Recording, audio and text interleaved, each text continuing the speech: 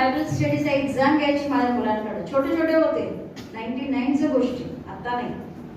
Hallelujah. आता काय 2025 1999.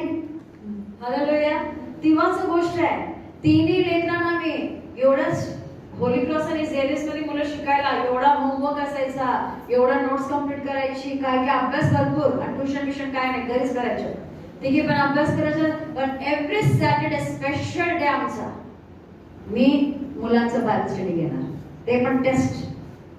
एवढं हार्ड घ्यायची त्यांच्या परीक्षा. कुठलं क्वेश्चन विचारायचे, उत्तर द्यायचे, आणि पुढच्या शनिवारी काय पाठ करून यायचा ते मेमरी वर्ड्स मी सांगायचे.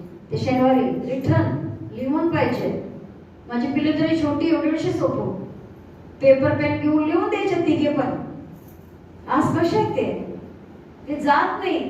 आज जगाच्या दृष्टिकोनातून काम, रेस्पॉन्सिबिलिटी बाहेरून तुम्हाला वेगळं, पण आज त्यांचं रूट्स आहेत प्रभूमध्ये, रूट्स आहेत. आज सुद्धा बायबल जवळ घेतल्याशिवाय कोणी कुठं जात नाही. आज सुद्धा बायबल, पण त्याची पद्धत बदलली. पहिला बसून घरात छोटे मुलं होते, शाळेला जायच्या आधी वर्शिप करणार, बायबल वाचणार. आता ते होत नाही, पण ते वाचतात. मोबाईल मध्ये वाचतात, लॅपटॉपवर वाचतात, पण वाचतात. हालेलुया. समजलं का? म्हणून शिकवा. असं त्या मुलगीसारखं तुमच्या मुलांच्या जीवनामध्ये पण कुठलीही परिस्थिती असू दे, कुठेही त्यांनी असू दे, ते देवाला विसरणार नाही. आणि जे देवाची प्रतीक्षा करतात, देव त्यांना ब्लेसिंग केल्याशिवाय नाही. हालेलुया.